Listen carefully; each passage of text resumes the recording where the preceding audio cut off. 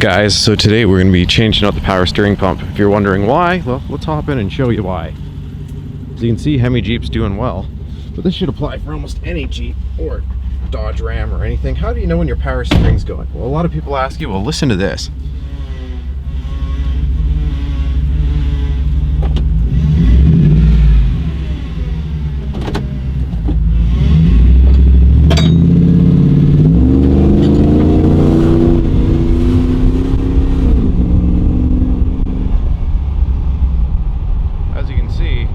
Got quite the noise. Oh yeah, I know. I need to put on my seatbelt.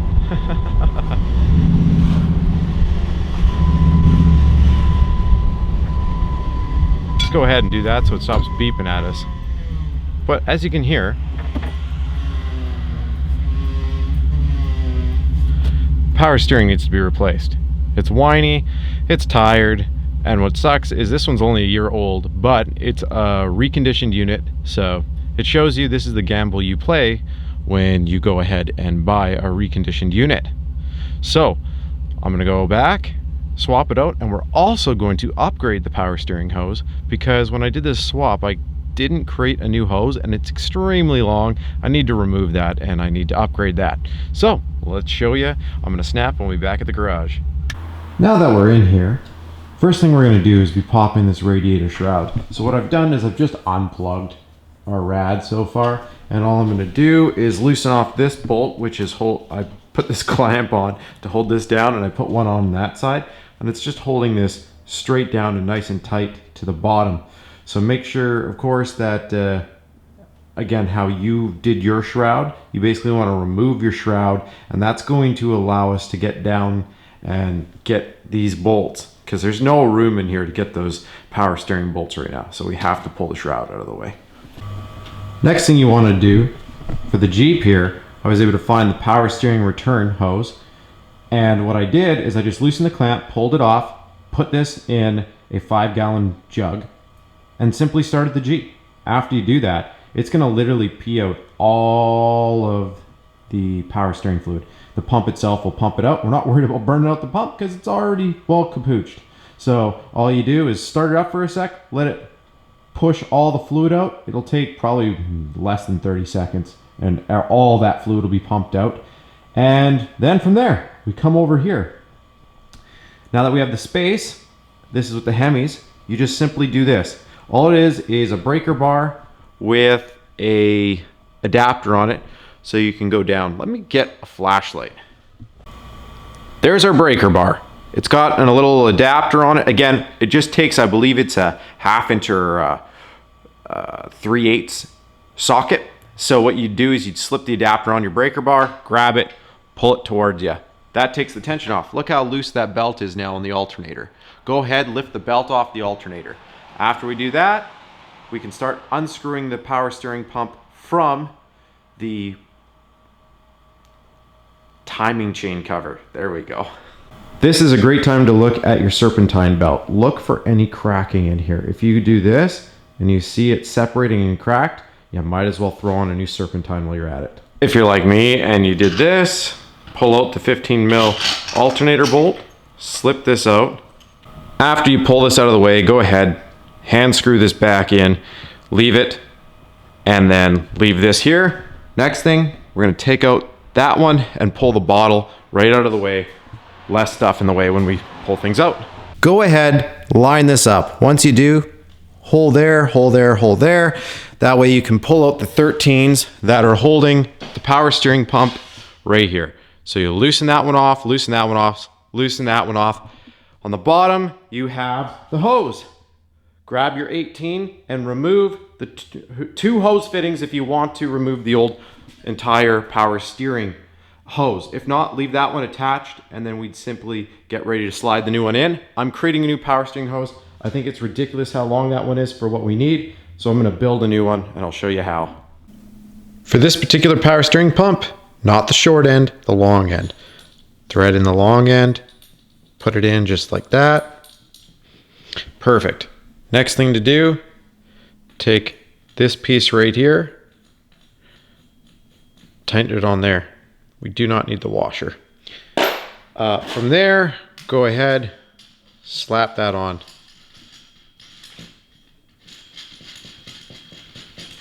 Now, one thing you can do is leave this up a little bit first. Shoot that with a little bit of silicone lubricant. What that's going to do is make sure that you don't strip the threads when you're doing this. So if you have a little bit of silicone lubricant, go ahead, shoot it right here. Silicone lubricant looks like this, just like that. All right, now that we've got that on there, now we can go ahead and thread that nut back on, just like so. As you thread it, it's going to lubricate all the way around it. There we go.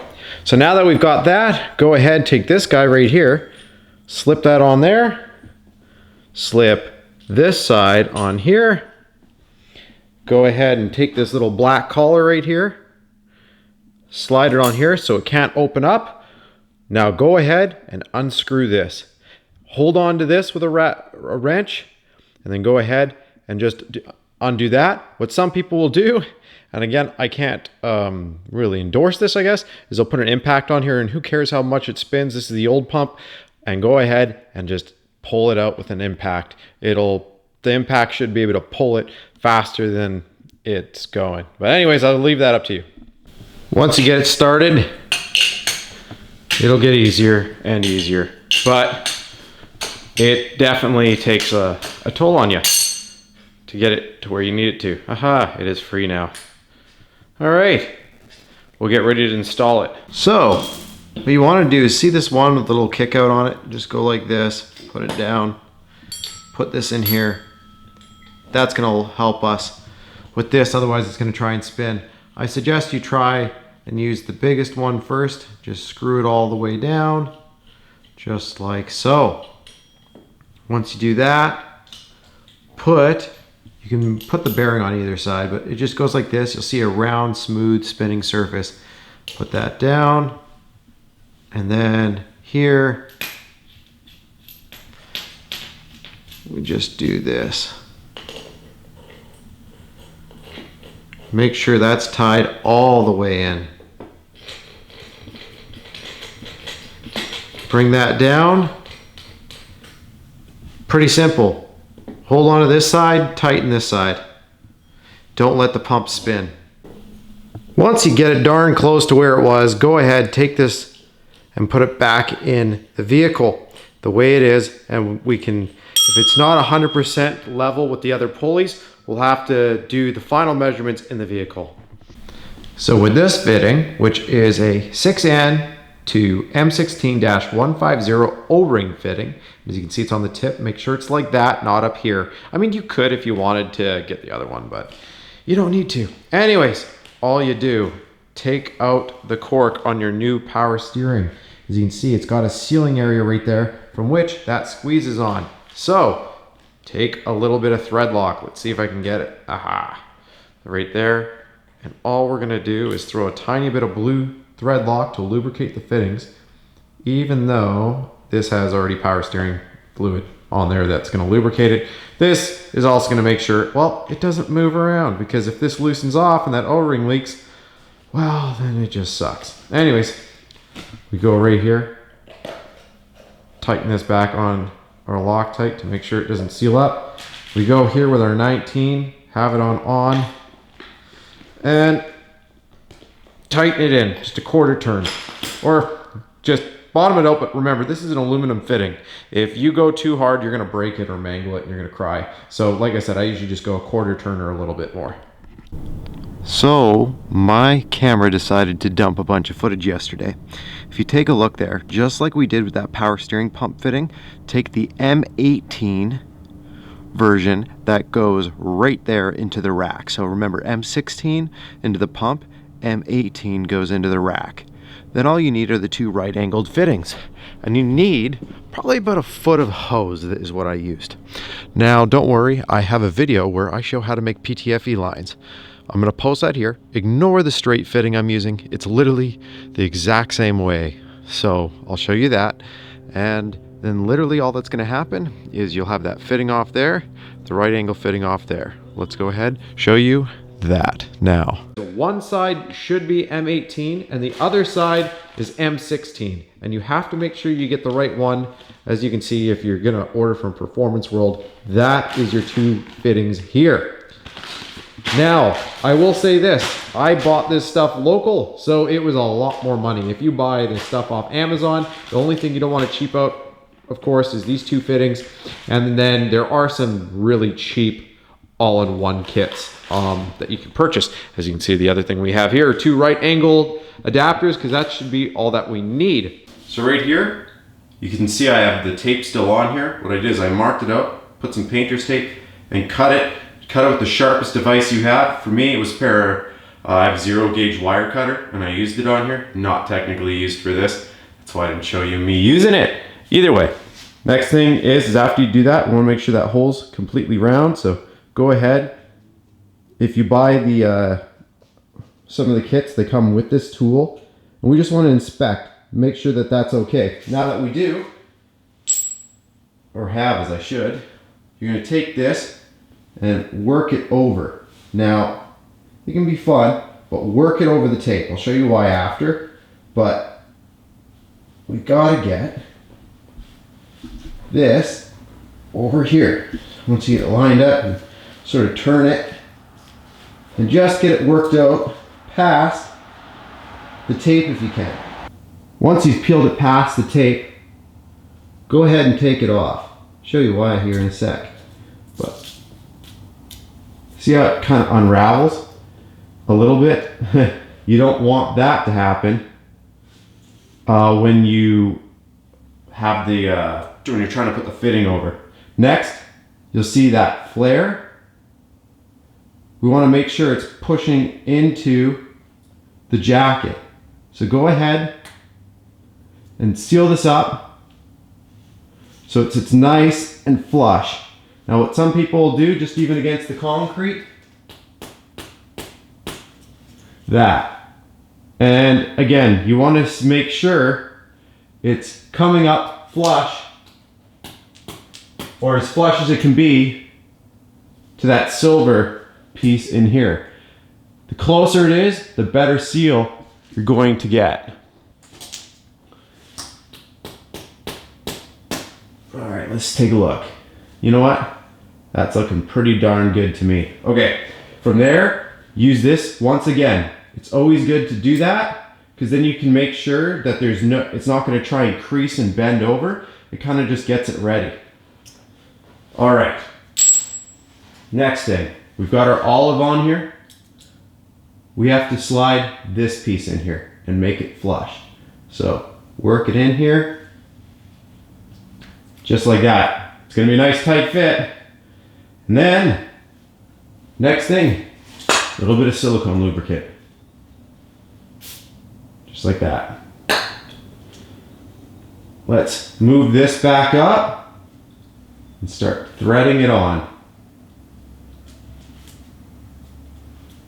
After you started threading it, put your fitting inside the vise.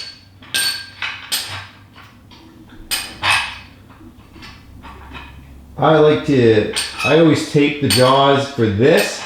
If you're doing more fittings, you'll probably have a special piece that goes on your vise, which has a metal alligator style piece on it. I've only taped up my vise jaws. This doesn't work the best. It's just the way I'm doing it today. In a perfect man's world, I'd have the other piece. Now, the reason why I start like this, see how I grab the end of this fitting? Now I can keep a proper hold for when I start turning this. And that's what we're going to do. I'm going to make sure I have this started first. Try and make sure we're not cockeyed. And as I'm applying a bit of pressure, okay, perfect, we're started. Now I hold my line in and start turning. And what's going to happen is this is going to start to close and pinch that barb on the inside. Now at some point, see, now the line's trying to turn. what I'll end up doing is I'll actually end up switching my position with this.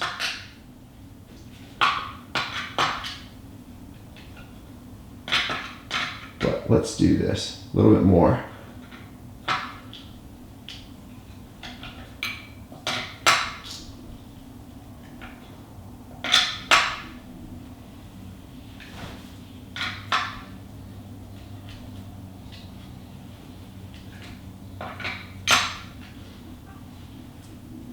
And then, well, actually, I'm almost there. Might as well just continue going. Sometimes it'll stop and it'll try to roll the hose. Drives me nuts, but how I get around that is I actually pop this fitting over to this side and then I tighten the tip.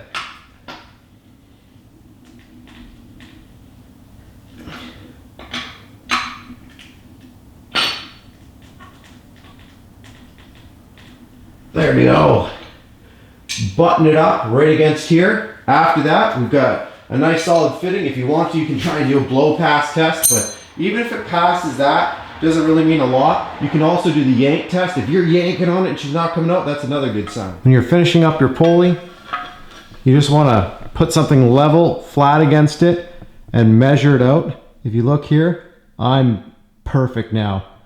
If you account for the alternator, different size of pulley compared to that one in the end wall, it looks like it's matching up just perfect. And that's what you want to do. Make sure that, try it off a few different pulleys and just line it up best you can and put your belt on. Otherwise you're going to get some wobble, and yeah, you don't want that. Put this bolt to about 46 to 50 foot-pounds. Put these ones between 19 and 21 foot-pounds. I always put them at 21, but you do what you like. From there, we've got that. I've already tidied this up. I've left this reservoir here for now because I think what I'm going to end up doing is ordering the PSC reservoir and just get rid of this. I like it. It's all right, but it's still, compared to the whole build, I think it looks cheap. So I think I'm going to swap this out later. But now that I've got this all ready to go, my plan is to run the belt, and then from there we could technically start filling this full of fluid and start it up, and then we can put our fan in after. Just don't drive around without the fan in. Just watching my fluid level. It's looking good. Again, I'm not driving anywhere yet, just started it. Now, when you do start it, make sure this bottle is basically full to the brim. When you start it, it's gonna suck almost all the way down to here, and then you'll have to top it up. But if you at least fill it up a bit, you should be fine. So far, looking down, no leaks. Remember to check for leaks. Last thing you want is putting this thing back together and having that. And then of course, the moment of truth.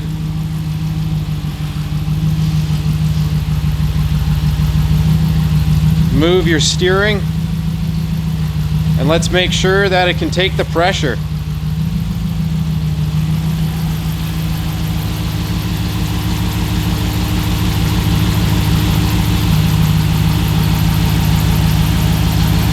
Yep.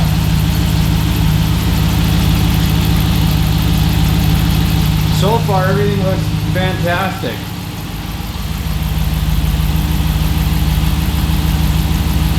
I think from here, I'm gonna slide my fan shroud back in and then take it for a drive. But other than that, it looks like the power steering is fixed. Well guys, that's it for this project. Again, for that power steering hose that I made, just do 2 right angles. You will thank yourself later. If you really wanted to, you could do one straight down, but the right angle would be better. Don't do that U-turn fitting. And yeah, that's all there is to this. I only had 2 things to fix. That and that. The only other thing I could do is the torque converter. I put an SRT8 one in and it stalls at 3000, which is way too much for this thing. It constantly sounds like it's a race car driving everywhere, which is cool, but at the same time, it gets a little bit much. So what I've been thinking about doing is either A, swapping the torque converter back to stock, or B, just getting a whole 8-speed setup and bolting it in. And I have a feeling that's the way I'm gonna go. So, thanks again for watching. Press like if you enjoyed it, and subscribe for more.